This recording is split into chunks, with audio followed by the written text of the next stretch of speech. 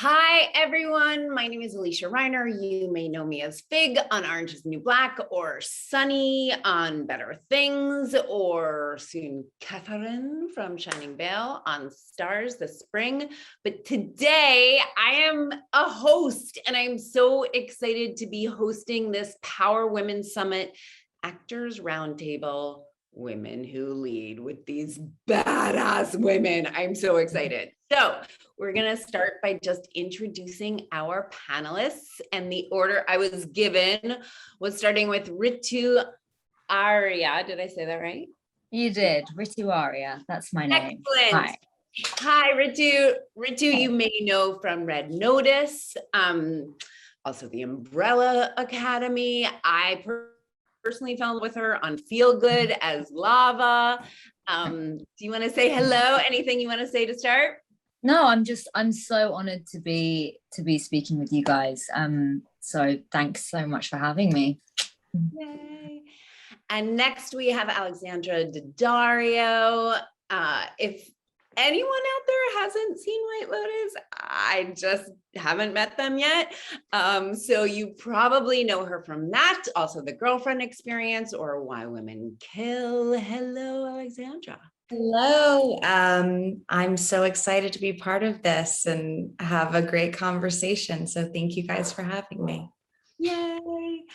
And next we have Regina Hall from 9 Perfect Strangers. I was obsessed with your character in that. Also, you may know her from Black Monday or Insecure, The Hate U Give. Extraordinary actress. So excited to be having this conversation with you. Thank you. Thank you for having me. I'm excited to talk with all these amazing women on the chat. Who I love all of your work. So great. Lily Rabe.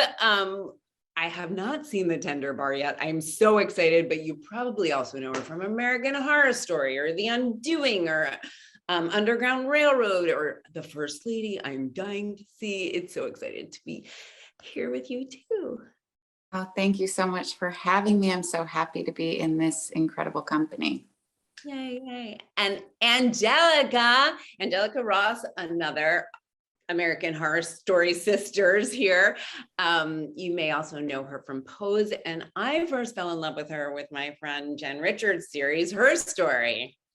Oh my goodness, you know about Her Story? Yes. Well, listen, I am so excited to be here because I feel like the baby of the group, even though I'm still a woman of a certain age, but maybe baby in the industry of the group. And so I'm just so honored to be around so many powerful, amazing leads in this industry. So thank you. And last but certainly not least, Karen Pittman, who I personally love on The Morning Show, but you may also know her from Luke Cage. My husband loves you on that. And I'm so excited that she's on the new Sex and the City series, Just Like That. Hi, guys. I'm so honored to be here. Thank you for keeping me company during the COVID pandemic because I watched all of your work and it was fantastic. Sorry. Amazing. We'll get to COVID later. So I wanted to start by asking you guys, I know I get asked a lot, how did you get started in the business? And you're welcome to answer that if you like. But one of my favorite questions that people ask me is, when did you realize oh, I think this is gonna work. I think this is gonna be a thing. For me, it was when I was on the subway with my 2-year-old and she learned the word badass when this woman came up to me and she's like, "You're such a badass on that show." And my little 2-year-old's like, "What's a badass, mommy?" So whoever wants to jump in first, what was that moment when you were like, "Oh, I think this might actually be happening"? The moment for me where I was like, oh, I think I fucked around and made it was when I walked into the first day of our table read on the morning show. And I saw Reese and Jennifer Aniston, who I'd watched for years on Friends. And she says, I know your work and I'm so thrilled that you're going to be doing this with us. And I was like, you know my work? How could you know my work? That was one of those moments where I thought, oh, I have been working a long time and people have actually noticed the work that I've done. And that felt really great. That kind of acknowledgement was great. Yeah, it's like that recognized by your sisters thing. Yeah. Or like as someone who's like totally inspired you for years and years and years. And for her to even know who you are felt really kind of surreal and cool. I kind of knew for me, there were a couple times when I knew, and then I thought I was wrong, like how someone's career, it's just like, and so I was a child actor. So I started when I was 11 or 12. So I was doing commercials and it was kind of like an extracurricular activity. And then I booked a soap. And when I booked the soap when I was 16, I was like, I'm an actress. I made it. And then of course I was fired from the soap. And then I was like, oh no, this isn't going to work. And it's that little bit of the up and down. And I think it wasn't until I was in my mid or late 20s when I really started to feel like, okay, this is something I'm going to be doing the rest of my life. And I had already been doing it my whole life, but it's strange that you have that on and off feeling. But it's amazing when you finally realize you've put in all these years and it was there the whole time. I think I always still wonder. I always am surprised, like I still don't feel like, but I mean, I've been working, but for a long time, I used to be like, I wonder if I'm going to work again. And it would always depend on how much time there was. Or now I feel like, well, maybe a certain group of people know me. So I'm always shocked when someone outside of who I think would recognize me recognizes me. And then I don't want to assume that because I recognize them, they recognize me, because then they're like, no. I mean, not to be racist, but I usually know Black people will recognize me because I know maybe they've seen it. So probably when other, groups, what I mean, are like, oh, I love your work, then I'm like, oh, wow, they saw it. So it still kind of goes back and forth. I'm never really, I don't know, I'm never really solid, but I think, or they still call me Regina King sometimes. So, I don't know. I can't wait to have that feeling of like, wow, I've made it. I do feel like I've certainly, I certainly can see transitions. That feels like that's like part of the whole Power Women thing, that you're always striving for more. Yeah. Right? Like you really always want to, I'm ready for that mountaintop, or maybe right. For all levels. Yeah. I love that. And also being a Power Woman to me is being willing to say like, yeah, I don't feel it today. Like I feel fully invisible and like a piece of like gum on someone's shoe.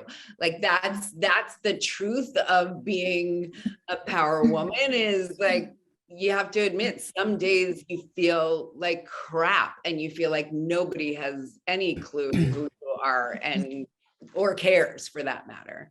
No matter, I imagine no matter how famous you get, I hope Meryl doesn't feel that way, but I imagine. Oh, I met Meryl last night and she said, oh, I love you. The fact that Meryl Streep knew who I was, maybe last night was the moment. Yeah, that was the moment, dude. That was the moment. That was the moment. For sure. Amazing. That's because in 9 Perfect Strangers, you came for Meryl's neck, honey. You came for her neck in 9 Perfect Strangers, I'm telling you. I think for me, the moment where I started to be like, oh, okay, this I think is hitting, is when Pose. I mean, there were different moments that were happening that added up. But when it really was like, okay, I think this is about to be something, was when I wrapped on season 2 of Pose, and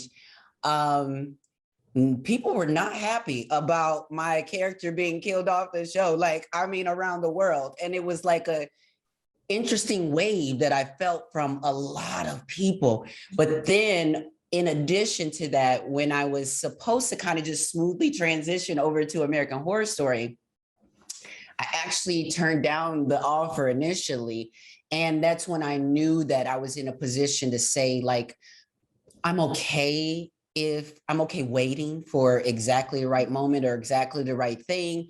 I'm not jumping at things just because I feel centered and powerful. And when I feel like that, that means I get to make decisions not based off of a place of wanting or lack or anything else, but I want to make sure we're all on the same page about value. I know that it's really hard for women, especially Black women, especially Black trans women, to communicate the value that I think that I deserve in this contract or for this role. And so the first couple offers I said no to, until the offer came up to where I wanted it to be. Then I was like, okay, yes.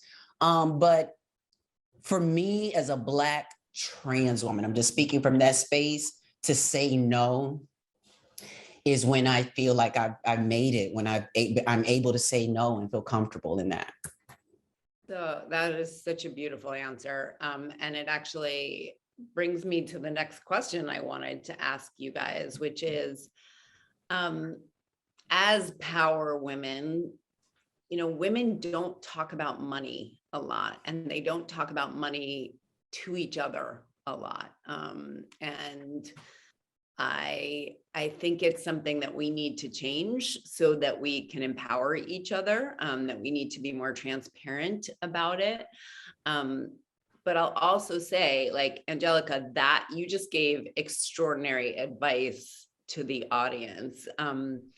Does anyone else have anything that they want to share, advice, wisdom, their experience in their career about valuing themselves, about embracing their value, about their relationship with money as an artist? Because it's a rare thing what we do, and we never know what, the next job, and how do we plan? And are there any pieces of specific advice that you want to share, or experiences or stories like that?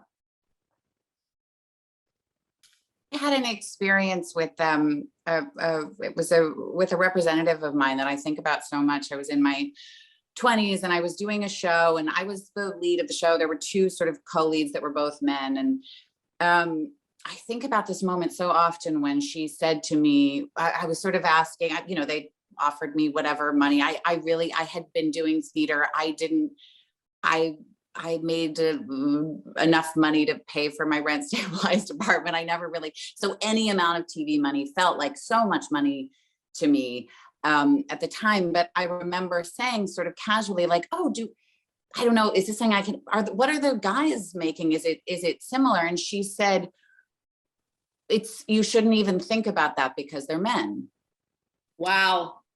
And this is it's a while ago, but I have so much shame about now how quickly I retreated from the conversation, and just any feeling of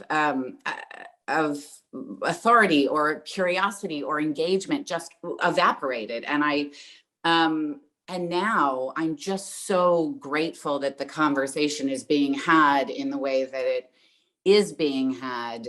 And I sort of, I do go back to that moment often and try to forgive my 23-year-old self for how quickly I went right under a rock and apologized for even asking the question. And so I just, I'm just so grateful that I feel like there is so much more oxygen in the room, and that conversation is not only being had over and over, but it's our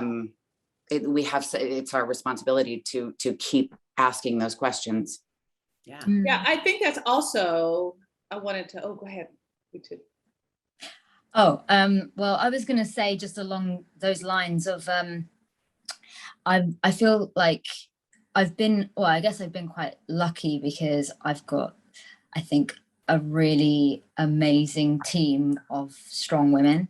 And I think that we just can't, take that for granted, that our team is helping us with stuff like that, And so it's not something I think I've had to really worry about, because I've got these amazing women that are like on it with what they would accept, you know, before saying yes for a role in regards to equal pay and that kind of thing.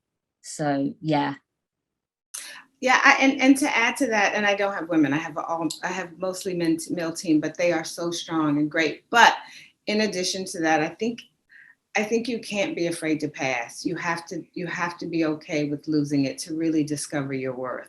And there are points in your career where you're not. You're just like, I just want to work, and you want to build the resume, and so you'll be like, I'm gonna take it. But then there's a moment where you're like, but they won't get me. They'll get someone else. And I'm not saying it won't be amazing, but it won't be what I offer. And it's your first pass and your first no is kind of when you start to really recognize your worth, because it's always scary the first time, especially if you want the part.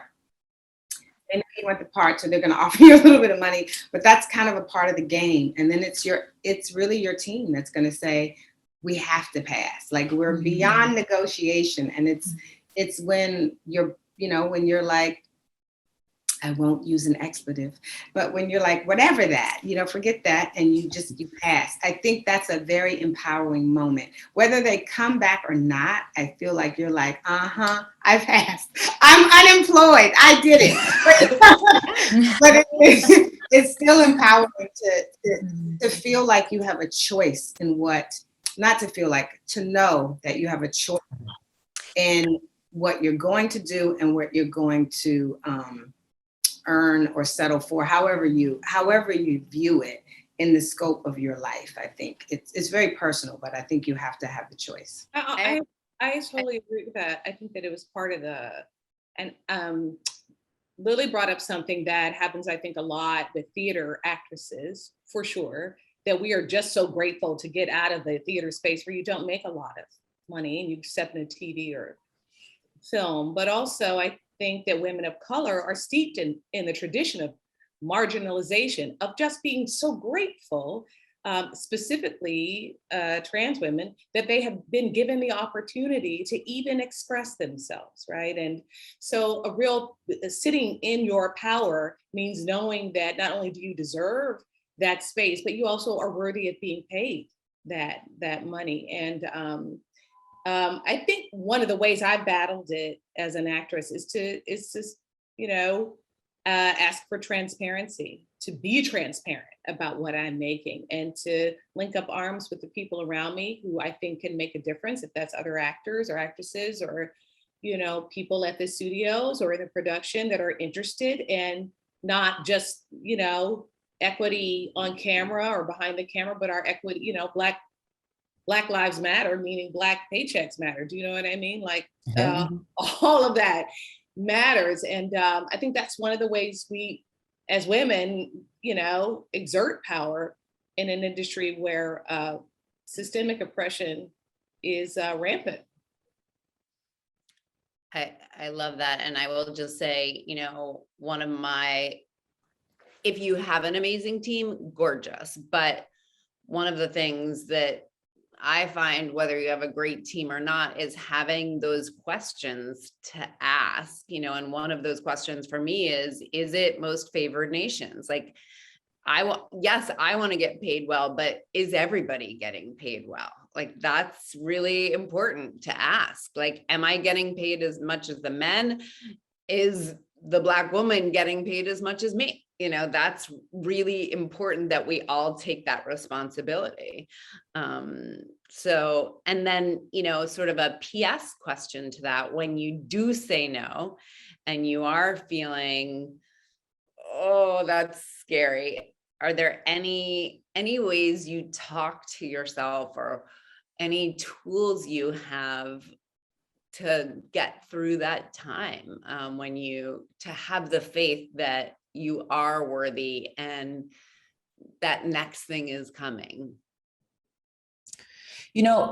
Personally, what I'm experiencing, and I don't know how this is for other folks, but look, I'm one of the theater kids. I came up from first grade all the way through school, theater, community theater, school theater, all the things, music, movements, voice, all the things from theater, everything.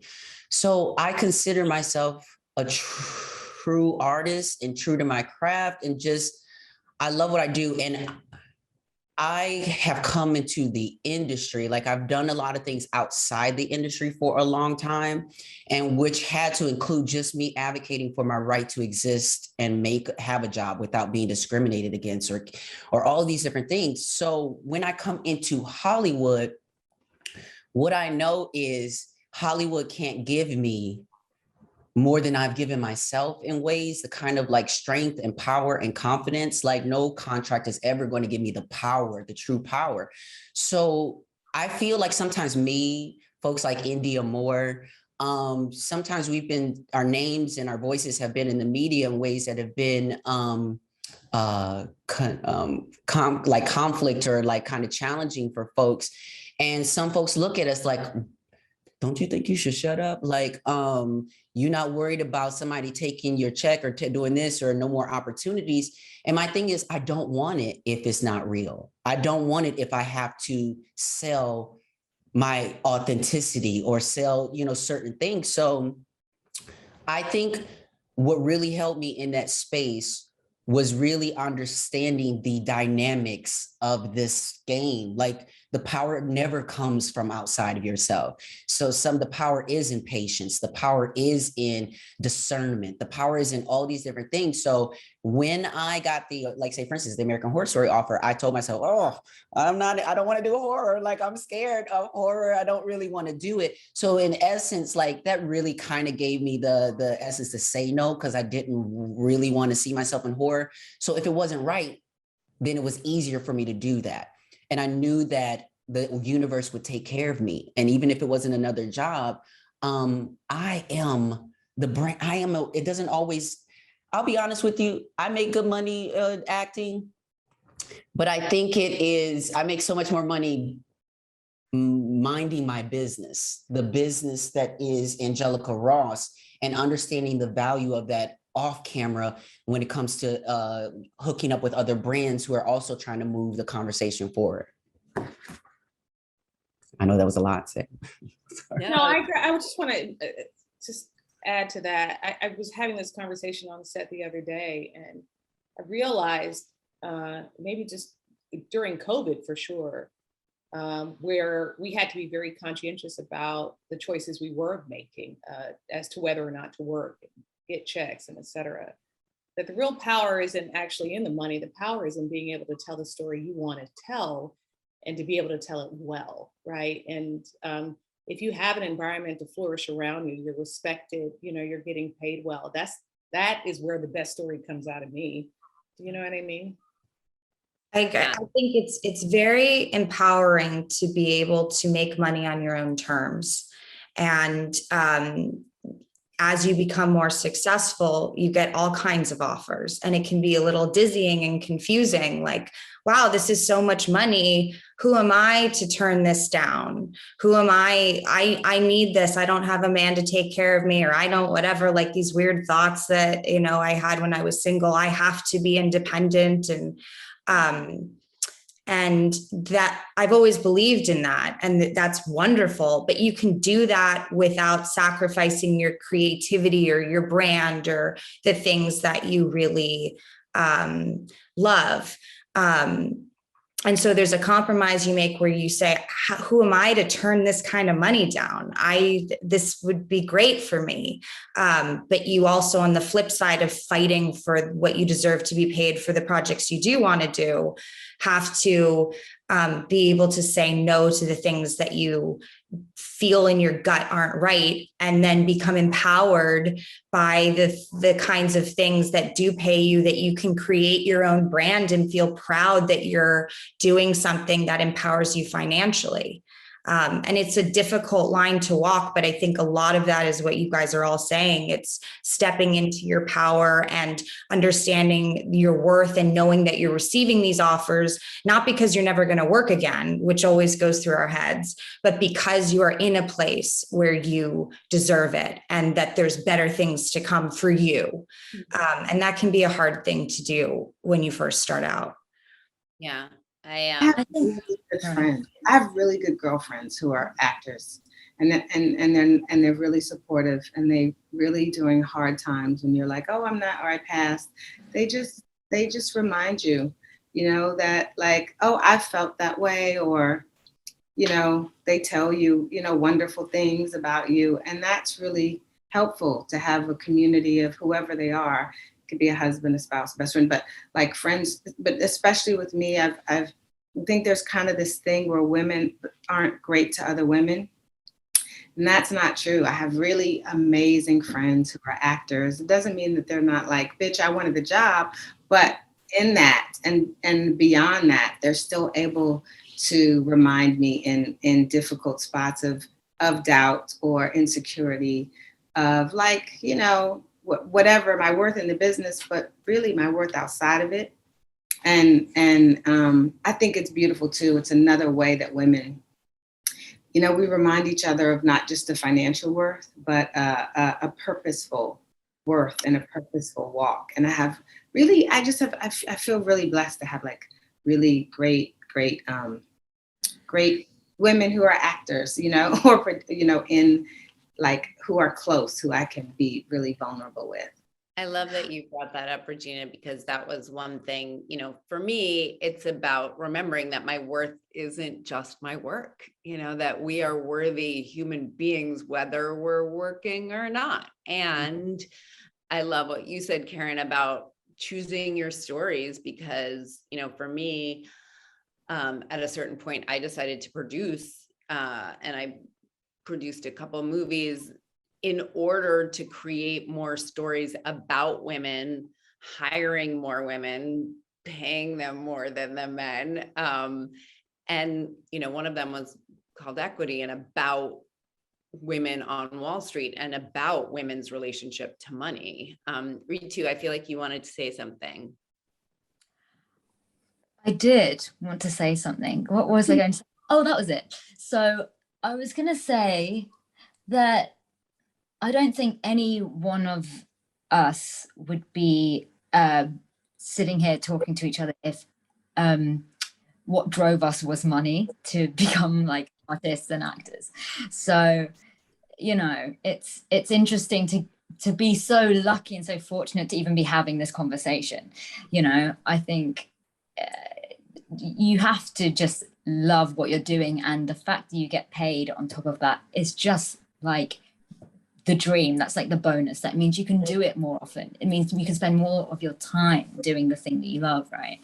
I mean, I've actually only in the last few years have been able to live as an actor and not have to have another job, like since doing screen work. I was doing like plays, like off West End plays, children's plays for like the beginning of my career, and I was working in a call center. I was doing tutoring. I was doing that god awful door-to-door selling, and so the fact, as soon as I was able to not have to have another job, was just like, I'm like in heaven. This is incredible. So then to be having conversations like, okay, equal pay and things like that, like it's incredible. And so I think, I think that's part of what makes it a hard conversation, because I think maybe we all would do it for free, really. Like we have to make a living, so it's this weird navigation of like, I'm deeply passionate about this, and my agents would never want me to say I would do it for free, but I kind of would. And I have mouths to feed, like I have to pay my rent. Well, I honestly think the difference in that is like I've recognized my value in such a way where I feel like I get to decide who to charge what. So for instance, there are Black trans-led organizations who can't afford to bring me in the building, but I go and I bring myself there. But the other folks, I'm charging a little bit more. I think it's about assessing the environment, because sometimes we take on those projects that don't have big budgets, and we know they don't. They're friends of ours who are putting things together every way that they can. Then there's other people who got budgets, but they ain't trying to give you part of the budget. So it's just kind of like one kind of discerning, I think, those spaces as well where you should push. I love that you brought that up, because it really is like, there are different rules for different situations, and you can't, like, it's not linear. It's more of a, it's a little bit of a roller coaster ride. And in that sort of conversation, when you think about, like, when I did the Power Women Summit a couple of years ago, they asked us all, like, what's your advice for your younger self? So if you guys want to share, like, is there any advice for your younger self, or any advice for young people watching this? What are some things that you've learned that you're like, oh, I wish I knew that?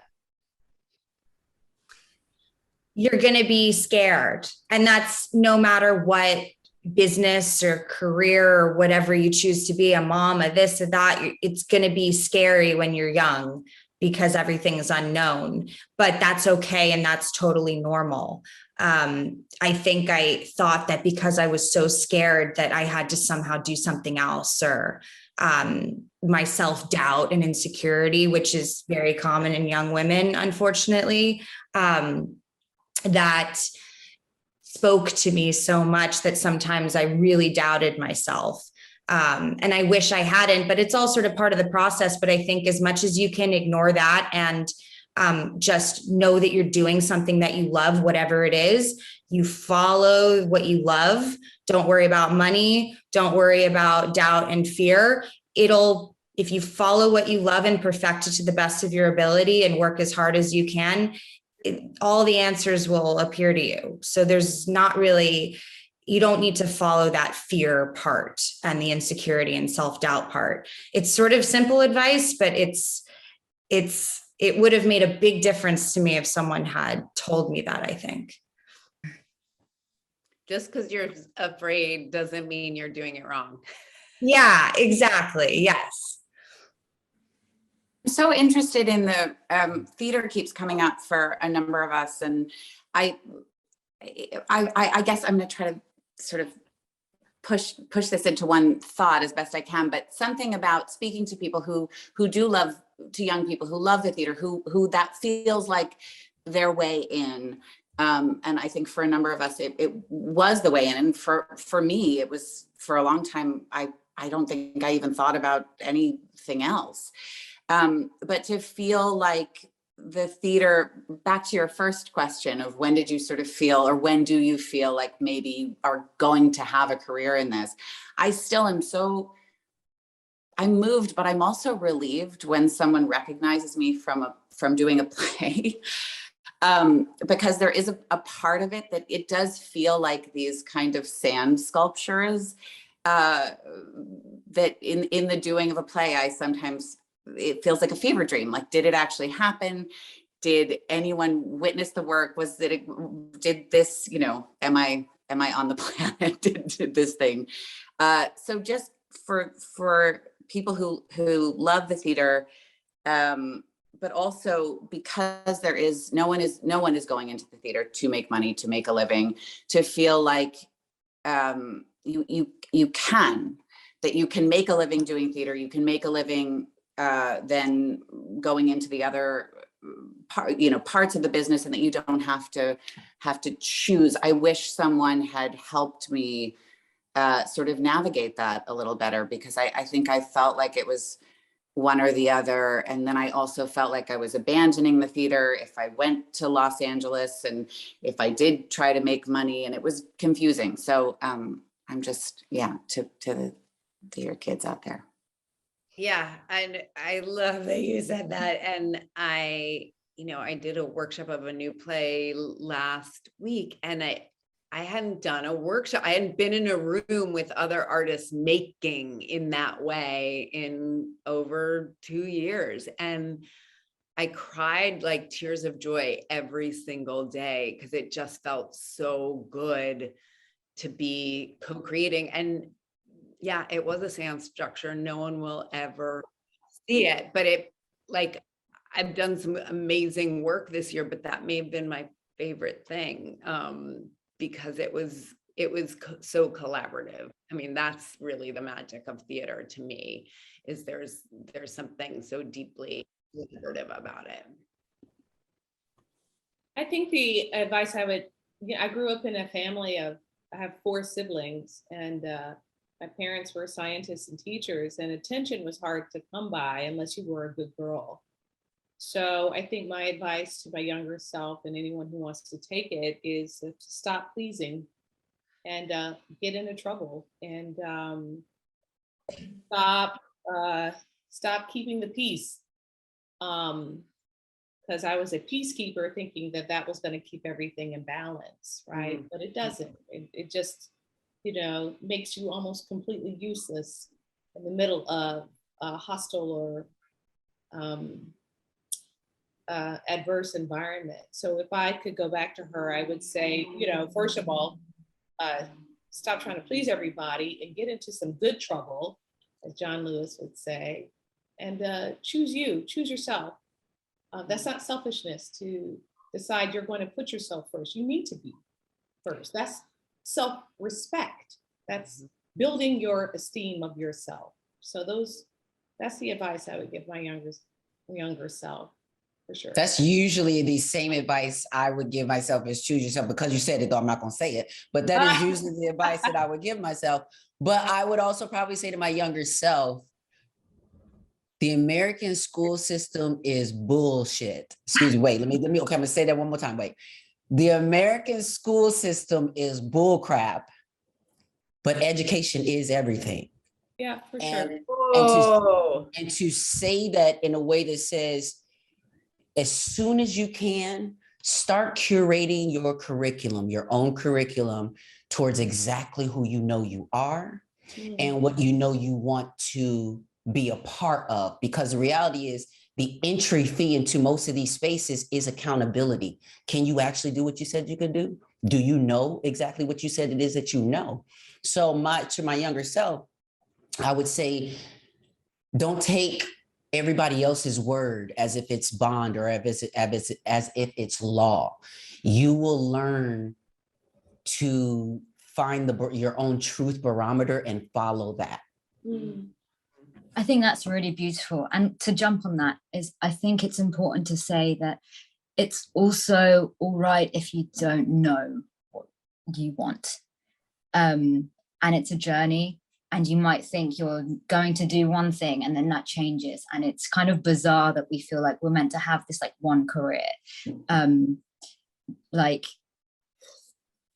Give yourself a break on that. And if you are lucky enough to know what you want to do that strongly, then don't give up on it. We can be so discouraged with the rejection. I know that, my gosh, I found it really hard. I found the rejection really hard. But there are ways to make your own work. I did stand up for 2 years because I wasn't getting the part for any auditions. So I just started writing comedy, and then a comedian saw me perform and he wrote me a part in his pilot. And then I was able to get seen for comedies on screen for British TV. And, so use the rejection to get fire and to start making your own work. That's what I would say. Did anyone else not answer? Anyone else have any? I think my younger self was far, I don't know. I think my younger self needs to talk to me now. I think when I was young, I was quite fearless, or I certainly didn't. I don't know what I was thinking about, to be honest. I think when I was young, I was just kind of like, oh, I'm going to do this. I was a bit, there's a word I don't want to say, but I didn't necessarily realize I needed direction per se in that way. And then, life kind of happened in its own way and sobered me. There were just things that happened in my life, losses that happened. But I mean, I will say, for younger me to older me, I don't know. like you really don't know. You know, we're all kind of just thinking, but you don't know, and life happens, and learning, and there's, I don't know. I don't have that much to say to young me. I'm trying to think. Maybe I would tell you, you know what I would tell young me? That the world is really big and they're amazing people. I will say, and like, it's quite a journey, and it's not going to be like what you think. Nothing in my life is what I thought. Everything I planned is like, it's not necessarily what I planned, but that's part of the beauty of life. So, you know, like maybe I'd say it's not going to go like that. It's not going to go like that, but it doesn't mean that it won't go better. You know what I mean? It may go, it could go better than what you can even believe. Imagine. Yeah. Imagine. And it's good, like, let go. yes, thank you. Yeah, release expectation. Really, yes, yeah. But then you kind of, yes. Just so you know, Meryl Streep's gonna fall in love with you. Right. Release expectation. Trust me, great shit's gonna happen. Yeah. I want to piggyback on something that Angelica said, which my father would say this to me all the time, that experience is not the best teacher. Get your education. And so when you said, you know, curate your education to what you think you'll need, that just resonated with me, because I think that's so important, especially if you're an actor. If you can get training, if you can be educated in a curriculum in a school environment, get it, take it, use it. You're gonna need it.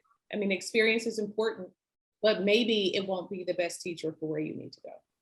I love that. And I want to say, keep learning. You know, that's a big one for me, is keep on learning new things, find new stuff that you don't know that's scary to learn. I'm learning to be a volunteer fire person right now. And it's, it's kicking my ass emotionally, physically, and spiritually.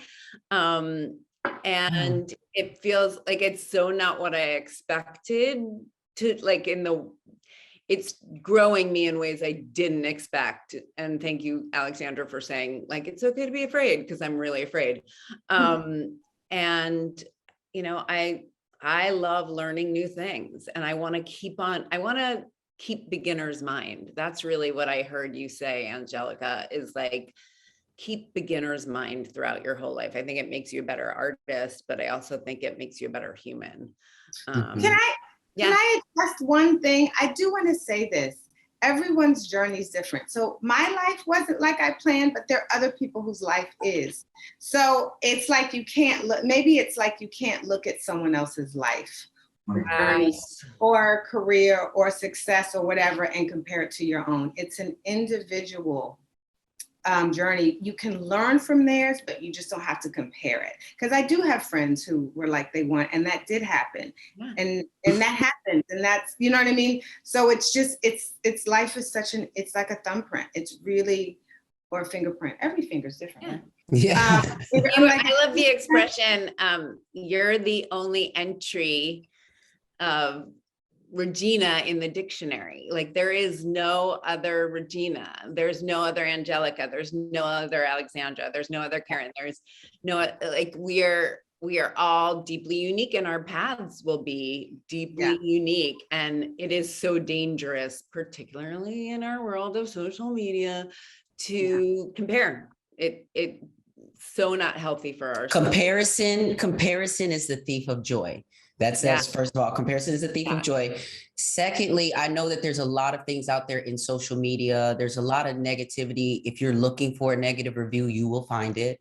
What I know is, though, stick to the love, the people who support and love you and love the things that you're doing. And I just say that because, like, I've seen folks, and this has happened to me lately, where I'm busy. I'm really, really busy. And so sometimes I'm not really slowing down and fully taking on the experience of what's happening. Sometimes I'll have fans or certain folks come in front of me.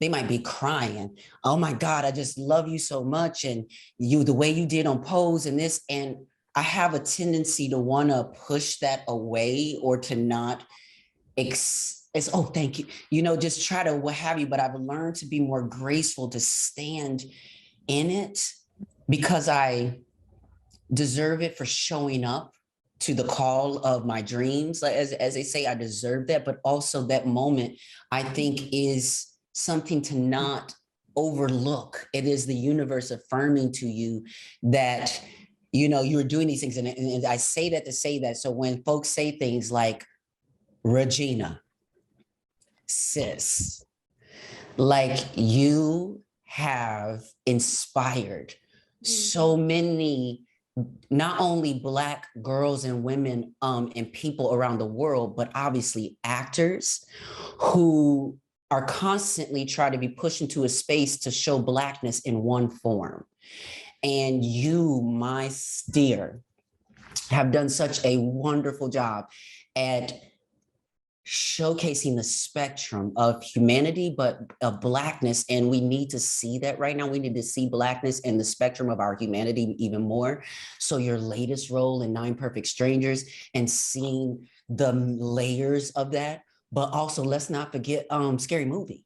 You know, so it is the spectrum of that, because I feel just as proud as the girl in the movie theater with Scary Movie as I do of the girl in Nine Perfect Strangers. So I just want to make sure that if you don't hold it now, let it sink in later, and all the other people that tell you this and all the other ladies on the call, like, let's learn to embrace the love that is given to us, because in a world that hates women, I think it just would be to our advantage to embrace the love. That's all I can say.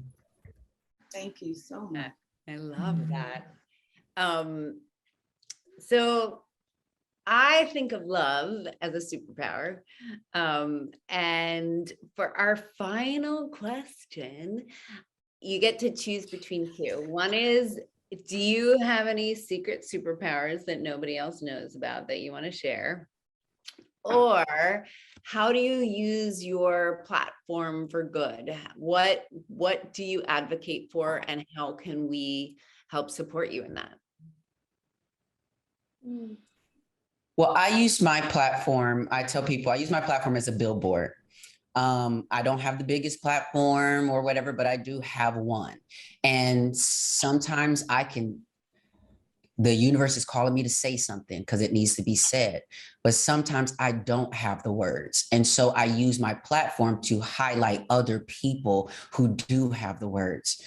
When we are living in a space where people have the privilege to check out from what's going on, when we have folks like Julius Jones, who, you know, has his life on the line right now, but you got Kyle Rittenhouse in the middle of America, you see white supremacy at work. And unfortunately for me, too many white people are silent who have large platforms. And unfortunately, people don't recognize that's why the stuff continues to go, because not enough white people these folks don't care about the Black Lives Matter protests and organizations and what we say, and they trying to call us terrorists. They do care about their white networks and affiliations and things like that. So my thing is, too many white people are being silent on this. So what can folks do?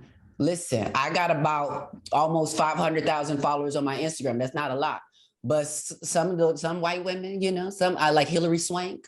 Let me take over her Instagram for a day. And I brought so many voices onto her IG to talk about bringing opportunities to marginalized communities. So I just would say, use your platform the best way you know how. And if it ain't your own voice, you can certainly put other voices on your platform.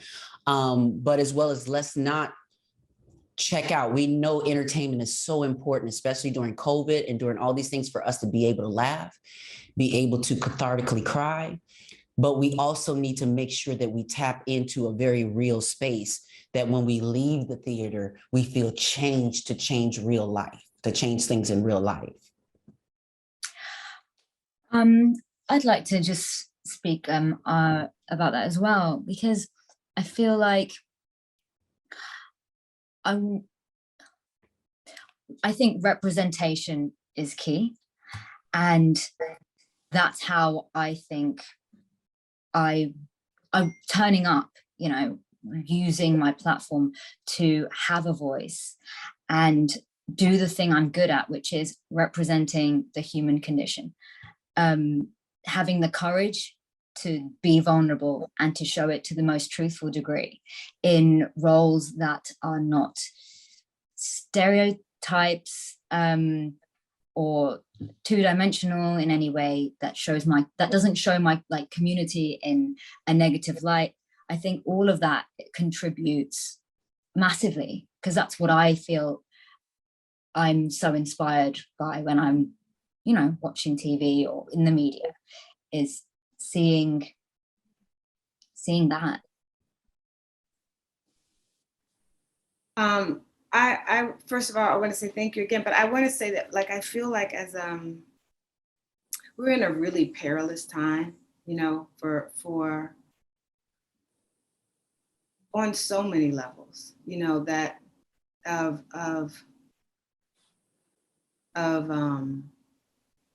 injustice, you know, against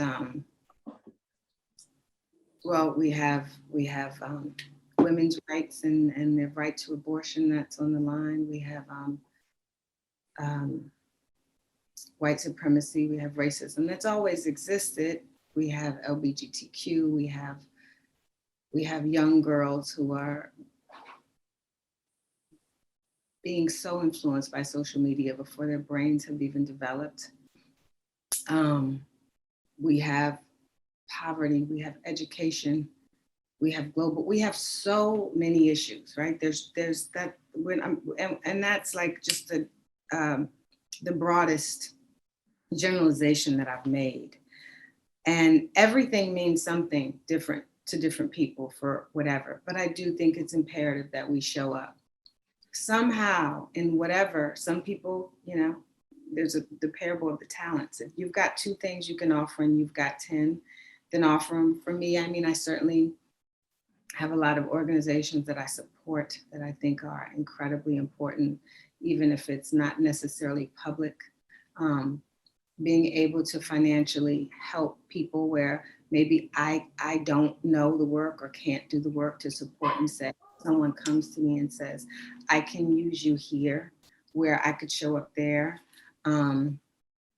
Being able to go behind the camera and employ people and tell stories that are amazing, that might help change a point of view and broaden the lens through which those people see life. But then there's the reality of really accepting where we are, to say, we got rotten people around right now.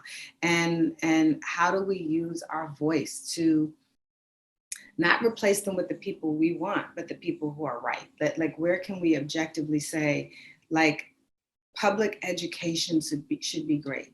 If we don't have good public schools, then that's in all communities. That's in obviously urban communities, but that's in poor white communities, because if they're not educated, then they become a part of the problem. And that's anybody who's not educated. If you can't travel, if you can't learn to see this person's not your enemy and this person's not responsible for your source, right? So this person isn't why. And it's so easy to, at this juncture in life, to have people believe in untruths about another group of people that that may not have experienced. And that's what we get to do with art. We get to do it with the stories we tell, with the people we play, with the humanity that we say, oh, normally I'd be like, that person's rotten. But what slice of humanity can I show that another person can go, ooh, they're like me though. And I see a piece of me. And so it shows up differently for me in different ways. But I do feel that as we are blessed to be in positions to do something, that we have to do something. I want to agree with Regina on that, just acknowledge that truth. I think we do have the benefit of this extraordinary platform from working in film and television and theater. And it is disheartening to me to see that so many of us in society have decided to grasp onto this separateness, this divisiveness, when we have so much more common ground. So I'm choosing to use my platform to explore common ground, to link up arms with people to tell a different story. And one of the things that moved me, and I have to harken back to COVID, because my COVID experience was so transformational for me, because along with the low level anxiety of, what is this virus going to do? We witnessed this extraordinary moment of social unrest. And when I went back to work on the morning show in October of 2020, I had all of this rage.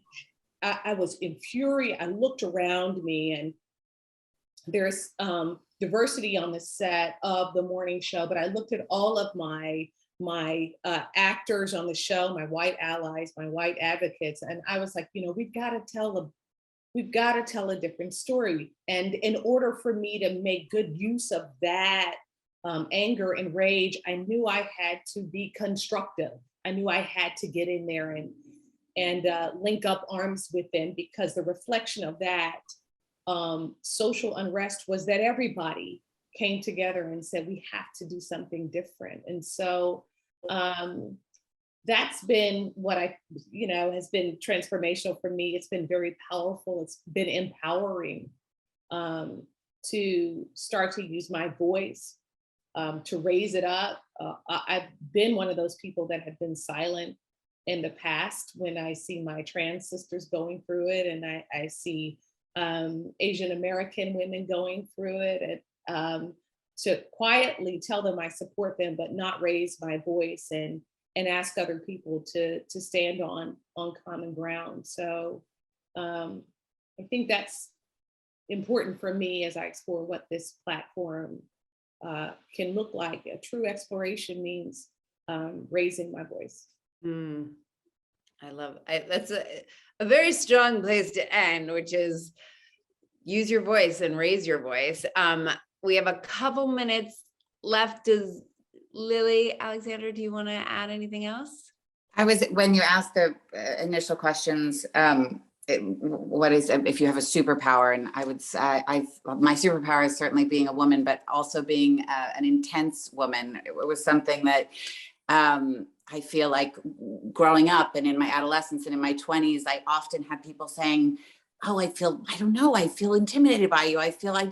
And then it sort of started to shift. And someone said to me recently, I just have no interest in talking about the weather with you. And it was like the greatest compliment. And and then I was sitting with an actor that I'm working with, and we were sort of talking about, because we're talking about parenting and this idea of intensity. And he said, I don't think of you as intense. I think of you as full of intent. And it was so, it hit me in such a remarkable place. And I have all these daughters now. I always thought I would have sons, and I have all these daughters, and watching them just move into their beautiful intensity as young women is something that it is a superpower, and just that idea of being full of intent is something to really be proud of. I just want to say to you, Lily, that translates into your acting too. I think you're a fantastic, intentional, beautiful actress. I love you. Thank you. Thank you so much. I feel the same way about all of you. Thank you.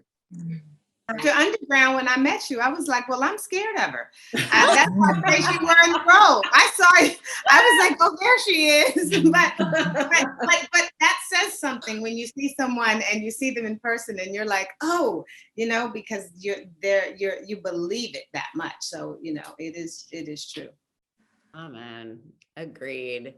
Well, I think that's a beautiful place to end. Thank you all for having this beautiful, beautiful, magical conversation. May you all and everyone watching go forward intensely and full of intent, and not be afraid of that ever. and enjoy the rest of the Power Women Summit.